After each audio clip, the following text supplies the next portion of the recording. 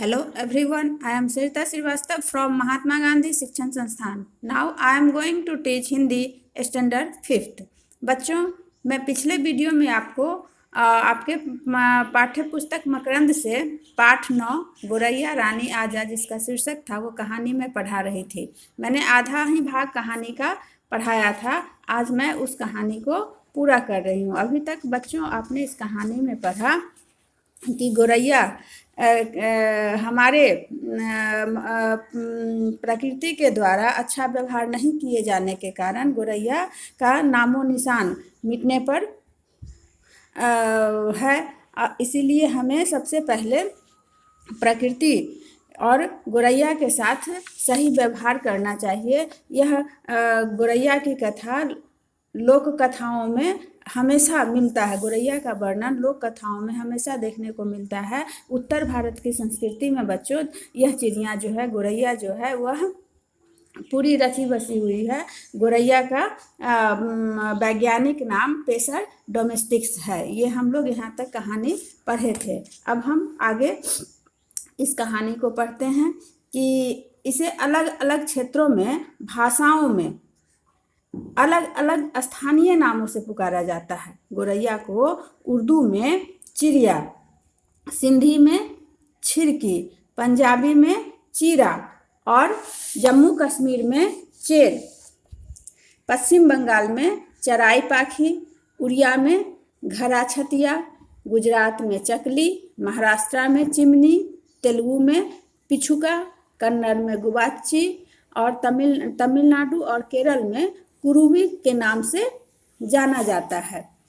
तो यही गोरैया और हमारे बिहार में इसको हम गोरैया कहते हैं. पूरे देश में इसको ज़्यादातर गोरैया के नाम से यह जाना जाता है. इसको अंग्रेजी में हम स्पैरो कहते हैं. तो बच्चों, गोरैया एक मानव मित्र पक्षी है और यह मानव के बीच ही रहना पसंद करता है. इसके चहचहाने से मन प्रफुल्लित होता है. यह मौसम परिवर्तन की सूचना भी देता है. ये देती है. यह सूचना का मतलब होता है बच्चों खबर करना. तो ये हमें मौसम की परिवर्तन के बारे में भी बताता है. यह घरों में पैदा होने वाले कीट पतंगों को खाकर घर में बीमारियां पनपने से रोकती हैं. कीट पतंगों को खाकर बीमारियां पनपने से यह रोकती हैं. गोरैया खाद्य श्रृंखला का प्रमुख भाग है. खाद्य श्रृंखला का मतलब होता है बच्चों कि जीवों का कर्म जिसमें वह एक दूसरे को खाते हैं, जिससे प्रकृति का संतुलन बना हुआ रहता है. अब इसके विलुप्त होने से यह श्रृंखला भी गड़बड़ाने लगा है और इस श्रृंखला को गड़बड़ाने का खतरा भी पैदा हो गया है. पहले घर जो होते थे वह खुले और हवादार होते थे. पहले बच्चों घर जो होता था इस तरह बंद नहीं होता था, चारों तरफ से पैक नहीं होता था. पहले घर खुले और हवादार होते थे जिससे गोरैया घरों में अपने घोंसले बनाती थी. लेकिन अब अधिकतर घरों में शीशे लगे होते हैं जिससे घरों में गोरैया के आने के रास्ते बंद हो गए हैं. आजकल घरों का निर्माण इस प्रकार किया जा रहा है बच्चों कि उसमें पुराने घरों की तरह छज्जा नहीं है, बड़े बड़े रोशनदान नहीं है, कोनों में कोई जगह नहीं है. इसलिए यही स्थान जो था वह गोरैया के घोंसले के लिए सबसे अच्छे होते थे. यानी कि बड़े बड़े छज्जे घरों में बने होते थे, रोशनदान बने होते थे, वहीं पर गोरैया अपना घोंसला बनाती थी.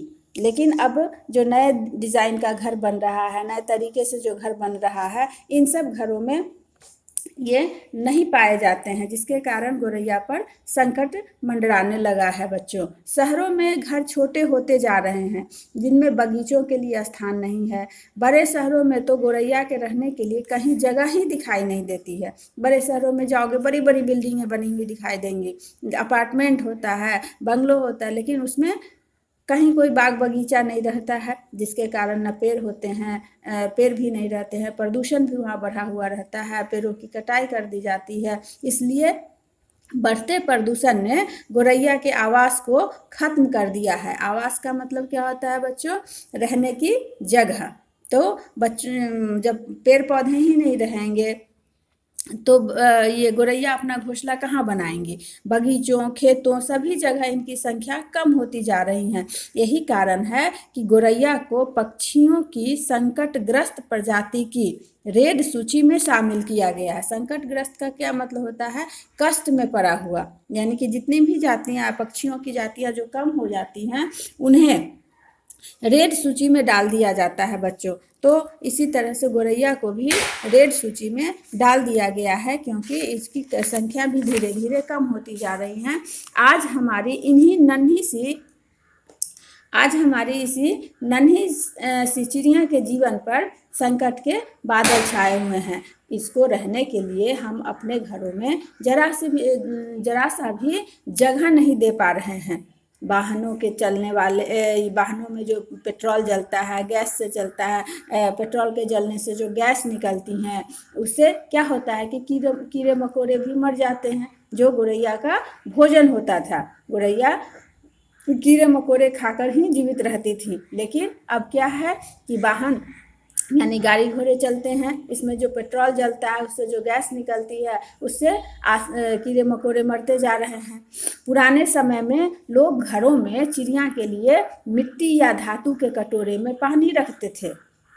हम उन्हीं बड़ों से सीख लेनी चाहिए कि हमें भी गोरैया के लिए कुछ करना चाहिए। तो बच्चों, आपको भी गोरैया रानी को भूखी और प्यासी नहीं रखना है। तो आज से आप भी इस बात को समझोगे। हमें गोरैया से फिर प्रेम करना होगा। पशु पक्षी प्रेम की बात हमारे सभी महापुरुषों ने कही है। गोरैया को बचाने के लिए हमें प्रतिदिन घर की छत पर गेहूँ, बाजरा आदि अनाज के दाने रखने चाहिए। उनके पीने के लिए छत पर पानी का कटोरा रखना चाहिए बच्चों। यदि घर में स्थान हो तो पेड़ पौधे भी लगाएं, जहाँ पर गोरैया आकर अपना घोंसला बना सके, वहाँ पर वह रह सके। उसके किसी बर्तन में कुछ खाद्य पदार्थ यानी कि उसके खाने की चीज़ वहाँ पर रख दो। उसके आसपास का वातावरण स्वच्छ रखो। घर में कीटनाशकों का छिड़काव नहीं करें, क्योंकि वो गोरैया कीटनाशक को खत्म कर देती है। इस तरह से हमारे प्रेम को पाकर गोरैया फिर से हमारे घरों में फुदकने लगेंगी और उनकी चहचहाट से फिर हमारा मन भी आनंदित हो उठेगा। इसलिए बच्चों, हमें हर पशु पक्षी पेड़ पौधों से प्रेम करना चाहिए। बच्चों, एक डोडो मॉरिशस का एक स्थानीय पक्षी था। वह उड़ नहीं सकता था। अत्यधिक शिकार के कारण बच्चों यह 17वीं शताब्दी के अंत में ही विलुप्त हो गया। तो ऐसे हमें अपने इस प्यारी सी गोरैया को विलुप्त नहीं होने देना है। धन्यवाद।